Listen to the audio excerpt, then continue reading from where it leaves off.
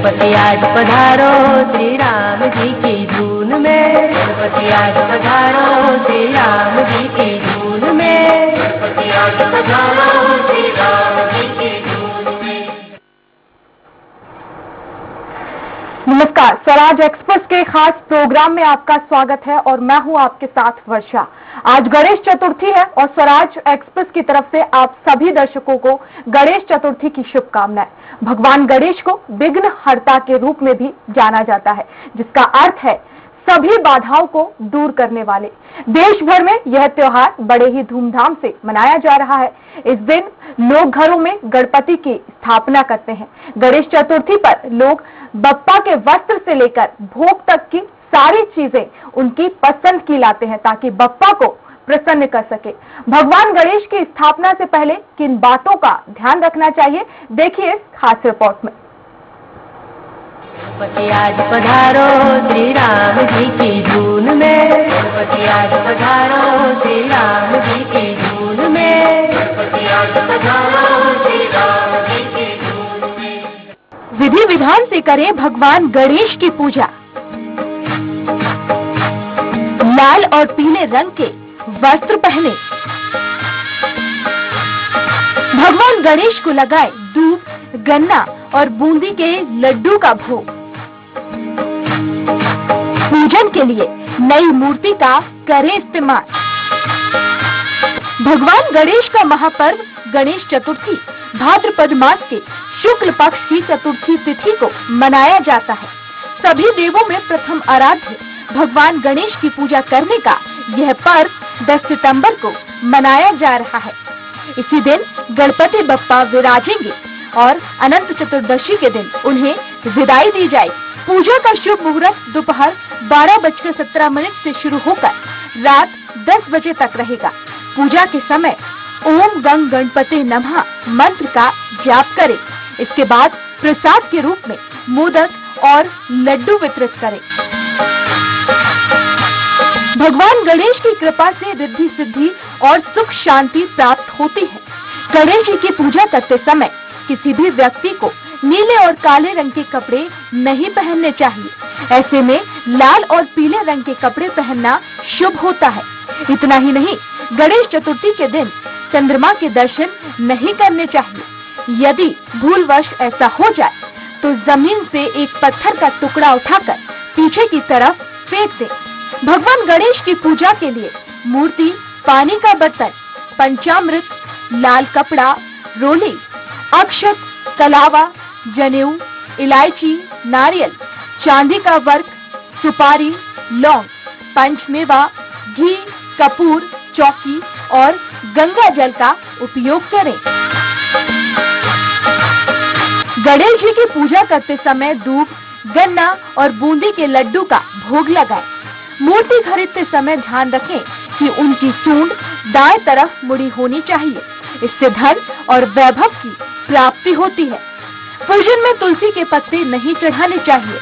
मान्यता है कि तुलसी ने भगवान गणेश को लंबोदर और गजमुख कहकर शादी का प्रस्ताव दिया था, जिससे नाराज होकर गणेश भगवान ने उन्हें श्राप दे दिया था।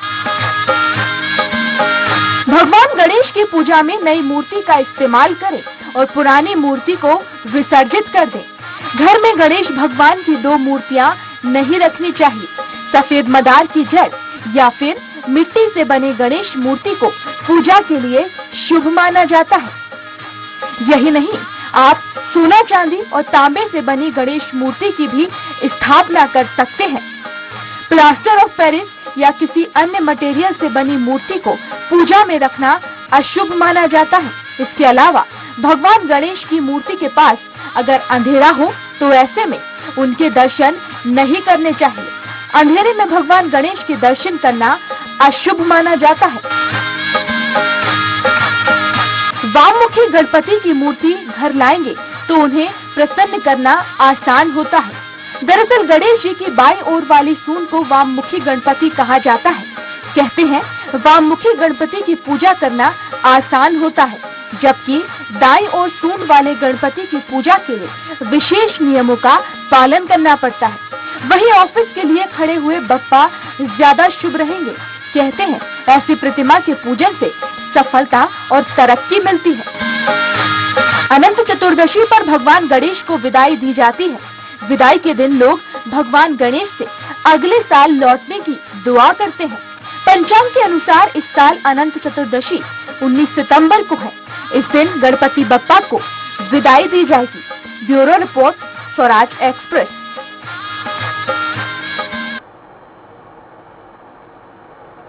और गणेश चतुर्थी के इस खास प्रोग्राम में हमारे साथ पंडित राकेश चतुर्वेदी लाइव जुड़ गए हैं। राकेश जी, सबसे पहले आपका बहुत स्वागत है और स्वराज एक्सप्रेस की तरफ से गणेश चतुर्थी की आपको बहुत शुभकामनाएं। सभी को मेरी और सभी गणेश चतुर्थी की बहुत सारी मंगल कामनाएं। आज विघ्नहर्ता श्री गणेश का दिन है, आज चतुर्थी है और उसके बाद आज जगह जगह भगवान विराजमान होते हैं। उनका विधिवत स्थापना की जाती है, पूजन की जाती है और पीले वस्त्र बिछाकर उनका आसन लगाकर भगवान को पीले वस्त्र से उनको स्थापित किया जाता है। उनका पूजन अर्चन अभिषेक किया जाता है। वक्रतुंड महाकाय सूर्यकोटि समप्रभा निर्विघ्नं कुरु मे देव सर्व कार्येषु सर्वदा, जो पूरे ब्रह्मांड के संकटों को पल भर में हर लेते हैं, आज उनकी स्थापना होगी। और मेरी ये कामना है कि भगवान श्री गणेश जल्दी ही जो महामारी पूरे विश्व में फैली हुई है उसको वो मिटाए और सब लोग स्वस्थ रहे, निरोगकाय बनी रहे। आज विशेष मुहूर्त सुबह 6 से 10:30 बजे तक रहेगा। उसके बाद 12:30 से 1:30 और 3 से 6 विशेष मुहूर्त रहेगा। इसमें इस समय आप भगवान श्री गणेश की स्थापना करें, विशेष पूजन करें और भगवान का पंचामृत से स्नान कराएं, स्थापित करें और उनसे कामना करें तो हमारी सारी कामनाएं पूरी होंगी। बिल्कुल राकेश जी, जिस तरह से आपने बताया कि किस तरह से हमें पूजा करनी है, लेकिन हमें बहुत ज्यादा ध्यान रखना है क्योंकि कोरोना काल चल रहा है। ऐसे में किस तरह से भगवान गणेश को हम अर्पित करें जो पूजा की सामग्री है, क्योंकि इस समय हमें मंदिरों में जाना है लेकिन किसी को टच नहीं करना है। ऐसे में बहुत ज्यादा जरूरी हो जाता है कि हम कोरोना का ध्यान भी रखें और हमारी जो विधि विधान से भगवान गणेश की पूजा है वो भी कर सके। तो एक बार हम कोरोना के समय में जो विधि विधान है उसके बारे में आपसे समझना चाहेंगे। सभी को मास्क लगाना अनिवार्य है। सभी मास्क लगाएं, सैनिटाइजर का यूज करें, दूरी बना के रखें। विशेष जो है हम दूरी बना के रखेंगे, इस महामारी से जल्दी मुक्ति मिलेगी। समय पर वैक्सीन लगवाएं सभी लोग और साथ ही सोशल डिस्टेंसिंग का पालन हम करेंगे। ज्यादा भीड़ भाड़ वाले जगहों पर ना जाएं, भीड़ ना लगाएं और दूरी बना के रखें। बस यही बहुत बड़ी चीज रहेगी, हमारे लिए आशीर्वाद भी रहेगा भगवान का। और विघ्नहर्ता इस समय यही साथ विराजमान होंगे, ये कोरोना काल भी समाप्त हो जाएगा। बिल्कुल पंडित जी, और जिस तरह से हम कोरोना काल में जी रहे हैं और बहुत ज्यादा जरूरी है कि हम कोरोना गाइडलाइंस का पालन करें। और आज देश ये पर्व मना रहा है गणेश चतुर्थी का, जिसे विघ्नहर्ता भी कहा जाता है, और जो सारे भक्तों के कष्ट है भगवान गणेश उन्हें हर लेंगे। और एक बार हम इस गणेश चतुर्थी का जो महत्व है वो हम आपसे जानना चाहेंगे कि आखिर क्यों भारत में इसका इतना महत्व है और क्यों मनाया जाता है। सर्वप्रथम तो गणेश जी जो है हर पूजन में गणेश जी का ही विशेष महत्व रहता है। कोई पूजा बिना गणेश जी की शुरुआत के नहीं होती। वो सर्वप्रथम पूजनीय भगवान है, उनकी प्रथम पूजा की जाती है, इसीलिए इनका विशेष महत्व है। इनकी कामना से सभी के कष्टों का निवारण हो जाता है, तो इसीलिए इनको विघ्नहर्ता कहा जाता है। बिल्कुल राकेश जी, जिस तरह से ये बताया गया है कि हमें जो भगवान गणेश की पूजा करते समय तुलसी जी है वो नहीं चढ़ाना चाहिए, आखिर क्या कुछ मान्यता है कि तुलसी नहीं चढ़ानी चाहिए? एक बार हमारे दर्शकों को बताएं। तुलसी का भोग श्री गणेश को नहीं लगता है और सिर्फ तुलसी जो है भगवान कृष्ण को, हनुमान जी को और जो है भोलेनाथ को तुलसी नहीं चढ़ाते हम। माँ काली को तुलसी चढ़ती है। तो कुछ चीजें जो है उनको हमें ध्यान में रखना है कि भोग किस तरह लगाया जाए, किसका भोग लगाया जाए। मोदक मिष्ठान का, बूंदी के लड्डू का भोग लगाया जाए, मिश्री का भोग लगाया जाए, पंचामृत का भोग लगाया जाए। इस तरह से जो है विधिवत हमें पूजा करनी चाहिए। बिल्कुल राकेश जी, और इस गणेश चतुर्थी के अवसर पर हम देखते हैं भगवान गणेश को मोदक बहुत ज्यादा प्रिय है। ऐसे में मोदक का क्या कुछ महत्व है? भगवान गणेश किस तरह से इससे प्रसन्न होते हैं? क्योंकि हम मिठाइयाँ चढ़ाते हैं लेकिन मोदक का अपने आप में एक अलग महत्व है, इसके बारे में थोड़ा जानना चाहेंगे। मोदक सबसे प्रिय मिष्ठान है श्री गणेश जी का। माँ पार्वती जब मोदक बना रही थी तो उनके जो है वाहन जो है मूषक, वो मोदक उठा के भगवान के पास लेके जा रहे थे, उठाते जा रहे थे। भगवान बड़े प्रसन्न हुए कि ये जो है मोदक सबसे प्रिय चीज है मेरी। उसी दिन से उनकी जो है मोदक प्रिय हो गई। बिल्कुल राकेश जी, जिस तरह से आपने बताया कि मोदक बहुत ज्यादा प्रिय है, लेकिन हम सवारी के बारे में भी जानना चाहेंगे। भगवान गणेश की जो सवारी है चूहा, उनका भी बहुत ज्यादा महत्व है, ऐसे में हम उनके बारे में भी थोड़ा जानना चाहेंगे। मूषक उनकी सवारी है, ये उनके लिए बहुत ही विशेष सवारी है। भगवान ने जब विवाह का प्रस्ताव रखा भोलेनाथ और माँ पार्वती जी ने कि जो भी पूरे ब्रह्मांड की 5 परिक्रमा लगा के आएगा, धरती और आकाश की, तो पहले उसका विवाह करेंगे। कार्तिक जी और श्री गणेश दोनों को जब भेजा गया तो कार्तिक जी अपने वाहन से जल्दी से निकल गए, मगर वो वहीं रुक गए। उन्होंने अपने मूषक के ऊपर विराजमान करके बैठकर माँ और पिता की 5 परिक्रमा लगा ली। हमारे शास्त्रों में पिता को आकाश और माँ को धरती कहा गया है, इसीलिए उन्होंने इतनी फुर्ती से, इतनी सफलता से परिक्रमा लगाई और उनका पहला विवाह हुआ रिद्धि सिद्धि के साथ। बिल्कुल, तो ये उनकी ही विवेक था जो उन्होंने श्री गणेश को विराजमान किया और 5 परिक्रमा लगा दी। बिल्कुल राकेश जी, हम हर बार देखते हैं जब गणेश चतुर्थी आती है उस समय हम एक नई मूर्ति लगाते हैं। आखिर इस नई मूर्ति का महत्व क्या है? क्या हम जो पुरानी मूर्ति हम उसको स्थापित नहीं कर सकते हैं, या फिर इसके अलावा चांदी की, सोने की या जो तांबे की मूर्ति होती है उसका भी हम महत्व आपसे जानना चाहेंगे, क्योंकि अभी जो है इस समय प्लास्टर ऑफ पेरिस की बजाय मिट्टी के जो गणेश है वो बहुत ज्यादा आ रहे हैं, तो ऐसे में उनका क्या महत्व है? मिट्टी से बनी हुई जो मूर्तियां होती हैं वो जल में विसर्जन हो जाती हैं, जल भी दूषित नहीं होता है। और जो पीओपी की जो मूर्ति है प्लास्टर ऑफ पेरिस की, वो गलती नहीं है, तो हमारे तालाबों में, जल में गंदगी नहीं होती है। और अगर जिनके घर में तांबा, पीतल, चांदी, स्वर्ण की मूर्ति है तो वो उन्हीं को स्नान ध्यान करके भगवान की पूजन अर्चन कर सकते हैं, उनको नई मूर्ति लेने की आवश्यकता नहीं है। क्योंकि भगवान गणेश जो है अपने आप में एक विशेष रूप धारण किए हुए हैं इस संसार में। राकेश जी, अगर इस समय देखा जाए, क्योंकि मंदिरों में ज्यादा भीड़ नहीं है और हमने देखा है कि पंडाल में भी सीमित कर दिया गया है, सीमित लोग ही यहाँ पर आ सकेंगे, ऐसे में किस तरह से इस पर्व को लोग मना रहे हैं और मंदिरों में किस तरह से लोग पहुंच रहे हैं और उनकी पूजा अर्चना कर रहे हैं? मंदिर में भीड़ कम है, सभी लोग अभी जो गाइडलाइन हमारे कोरोना काल की है उसका पालन कर रहे हैं, दूरी बना के रखे हुए हैं, भीड़ वाली जगह पे नहीं जा रहे हैं, अपने घर में ही किसी प्रकार से भगवान की पूजन अर्चन कर रहे हैं, और ये होना भी चाहिए। अभी हमें जो विशेष महामारी उससे बचते हुए हर कार्यक्रम, हर प्रतिष्ठान, हर पूजन अर्चन को करना चाहिए ताकि हमारे देश का उद्धार हो और ये जो महामारी है वो दूर हटे। बिल्कुल राकेश जी, हम आपसे ये भी जानना चाहेंगे, क्योंकि ये 10 दिनों के लिए अब हमारे घर में स्थापित हो चुके हैं। इस दौरान हम अलग अलग तरीके से भगवान की पूजा करेंगे, ऐसे में इन 10 दिनों का हम आपसे महत्व जानना चाहेंगे और इन 10 दिनों में किस तरह से हमें पूजा करनी है, एक बार वो भी दर्शकों को बताएं। प्रातः भगवान का पूजन अर्चन करके, तिलक बंधन, उनको माला पहनाकर, उनको भोग लगा के, फल चढ़ाकर भगवान श्री गणेश की आरती करना चाहिए। आरती के पश्चात गणेश अथर्वशीर्ष का पाठ करना चाहिए। जिसको अथर्वशीर्ष नहीं आती तो गणेश चालीसा या गणेश जी के मंत्रों द्वारा उनकी पूजन अर्चन कर सकता है। फिर संध्या के समय भगवान के पुनः इसी विधि व्रत से पूजन करनी चाहिए, फिर उनको शयन विस्तर करना चाहिए। इस तरह से ये 10 दिन भगवान का पर्व चलेगा और इसी तरह से विधि विधान उनकी पूजन अर्चन चलेगी। बिल्कुल राकेश जी, ये भी आपसे जानना चाहेंगे, क्योंकि गणेश चतुर्थी का जो पर्व है हम सभी के लिए एक अलग अलग तरीके से प्रभाव डालता है। अगर हम राशियों की बात करें तो किस तरह से इन राशियों पर जो प्रभाव है गणेश चतुर्थी का और भगवान गणेश का कितना आशीर्वाद उन्हें मिलेगा और क्या कुछ महत्व इन राशियों पर आज है? राशियों की बात करें तो भगवान विघ्नहर्ता है। जो भी इनकी इन 10 दिनों में सेवा अर्चन करता है, उनके राशि में जो भी दोष होते हैं, जो कष्ट वाले दशा, जो भी कष्ट की दशा है उनकी, वो दूर हो जाती है। साथ ही वो हर मनोकामना को हमारी पूरी करते हैं और हमारे ग्रह शांति में भी हमें उनका आशीर्वाद मिलता है।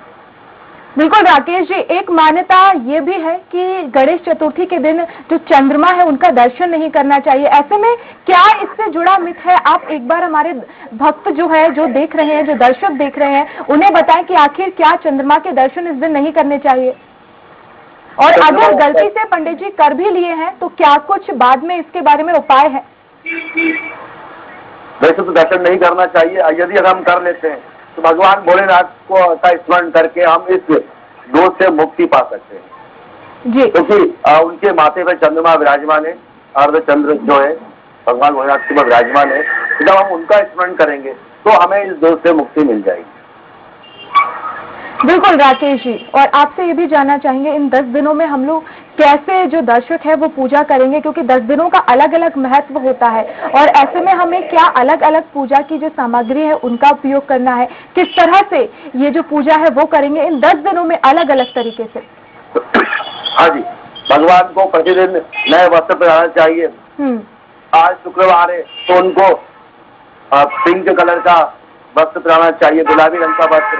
शनिवार को जो है नीला रंग के वस्त्र पहनाकर उनकी पूजन करनी चाहिए। इतवार को धूम्र कलर का वस्त्र पहनाकर उनकी पूजन करनी चाहिए, और सोमवार को सफेद वस्त्रों के साथ पूजन करनी चाहिए। मंगलवार को लाल वस्त्रों के साथ उनका पूजन करना चाहिए, लाल फल चढ़ाने चाहिए।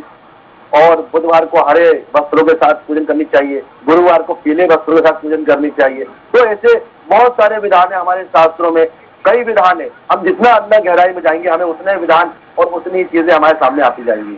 तो जो नहीं कर सकते हैं वो फूल प्रसाद से भगवान की पूजन कर सकते हैं, जो कर सकते हैं वो करते हैं हर विधि विधान से पूजन। तो भगवान एक फूल में भी प्रसन्न है और भगवान हर चीज में प्रसन्न है। सफल भोग भी उनको स्वीकार है और एक मोदक भी उनको स्वीकार है। बिल्कुल राकेश जी, चूंकि हम जब पूजा करते हैं हम विधि विधान से पूजा करते हैं, जो सामग्री है हम उनका उपयोग करते हैं, लेकिन एक मंत्र जो है गणेश मंत्र उसका भी बहुत ज्यादा महत्व होता है, और जब पूजा करते समय हमें कौन सा मंत्र का उच्चारण करना चाहिए एक बार वो भी बताएं। गम गणपतये नमो नमः, ये सूक्ष्म मंत्र है, बीज मंत्र है। इसके जाप से, इसके मंत्र के उच्चारण से ही हम भगवान गणेश जी को मना सकते हैं।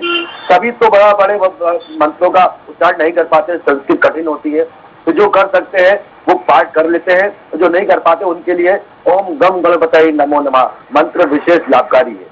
बिल्कुल, एक बार इसका जो महत्व है वो भी आपसे जानना चाहेंगे, क्योंकि हम जब पूजा करते हैं मंत्र का भी उच्चारण कई बार नहीं किया जाता है। ऐसे में क्या कुछ प्रभाव या फिर भगवान किस तरह से और प्रसन्न हो सकते हैं वो भी एक बार बताएं, क्योंकि मंत्र का उच्चारण तो हम कर ही रहे हैं, लेकिन अगर हमसे उस दौरान कोई गलती हो जाए तो उसे हम कैसे ठीक कर सकते हैं। फिर भगवान का कुछ हाथ में फूल और चावल लेकर हम क्षमा प्रार्थना कर सकते हैं। हे प्रभु, यदि हमारी पूजा में किसी प्रकार की त्रुटि हुई हो तो उसे क्षमा करें। हम आपकी शरण में हमारी रक्षा कीजिए, हमारे कष्टों का निवारण कीजिए और हमारी पूजा को स्वीकार कीजिए। भगवान को फूल अर्पण कीजिए, आपके सारे कष्टों का निवारण हो जाएगा। बिल्कुल, आखिरी में पंडित जी आपसे यही जानना चाहेंगे, आखिर एक बार भक्तों के लिए आप कुछ कहना चाहेंगे, किस तरह से इस कोरोना काल में वो पूजा अर्चना करें। एक बार आपकी तरफ से क्या कुछ भक्तों के लिए आप विशेष जो विधि विधान है वो आप बताना चाहेंगे। हाथ जोड़कर नम्र निवेदन, प्रार्थना, अनुरोध है कि वो दूरी बनाए रखें, मास्क लगाएं और बच्चों का ध्यान रखें, सामाजिक दूरी का भी ध्यान रखें और घर से कम बाहर निकले, भीड़ वाले जगहों पे ना जाएं और जो शासन की गाइडलाइन है उसका पालन करते हुए समय निकालें, क्योंकि हमारा स्वास्थ्य सबसे पहले है। स्वास्थ्य स्वस्थ रहेंगे तो समाज स्वस्थ रहेगा, समाज स्वस्थ रहेगा तो प्रदेश स्वस्थ रहेगा और प्रदेश स्वस्थ रहेगा तो राष्ट्र स्वस्थ रहेगा और यदि राष्ट्र स्वस्थ रहेगा तो विश्व स्वस्थ रहेगा। तो सभी लोग इस चीज का ध्यान रखें। कोरोना काल में जो है बिना मास्क से बाहर ना निकले, बच्चों का भी ध्यान रखें, अपने घर में रहें, सुरक्षित रहें, घर में भगवान का पूजन अर्चन करें। जय श्री गणेश। बिल्कुल राकेश जी, बहुत ज्यादा जरूरी है, क्योंकि कोरोना काल में हमें बहुत ज्यादा जरूरी कि हम विधि विधान से पूजा भी करें और ऐसे करें कि हम मंदिर जा रहे हैं लेकिन हम कोरोना से संक्रमित ना हो, मास्क लगाए, सैनिटाइजर का उपयोग करें। लेकिन एक बार और आपसे ये जानना चाहेंगे, जिस तरह से पंडित जी हम देखते हैं मध्य प्रदेश की अगर बात की जाती है, यहाँ पर गणेश जी 10 दिनों के लिए विराजमान होते हैं, लेकिन अगर हम वही महाराष्ट्र की अगर हम बात करते हैं तो वहाँ पर कब 1 दिन के लिए भी स्थापित होते हैं, कहीं 2 दिन के लिए भी स्थापित होते हैं। ऐसे में इन दिनों का थोड़ा महत्व हम आपसे जानना चाहेंगे आखिरी में। देखिए, अपनी अपनी श्रद्धा भक्ति के अनुसार लोग भगवान का पूजन करते हैं। कोई भगवान की सेवा 1 दिन करना चाहता है, कोई 2 दिन करना चाहता है, कोई 10 दिन करना चाहता है। तो ये हमारी श्रद्धा है, हमारा भाव है, हमें भगवान की पूजन किस भाव से, किस तरीके से, किस समय, कितने समय करना है। तो अपना अपना मत है, जिसमें कोई मत वाली कोई बात नहीं है। तो अपने अपने मन के अनुसार, भक्ति शक्ति के अनुसार कार्य करते हैं, पूजन अर्चन करते हैं। बिल्कुल राकेश जी, बस आपसे अनंत चतुर्दशी के बारे में भी थोड़ा जानना चाहेंगे, क्योंकि इस दिन हम भगवान को विसर्जित करते हैं। ऐसे में क्या कुछ विशेष सावधानियां, विधि विधान है जब हम गणेश जी को विसर्जित करेंगे?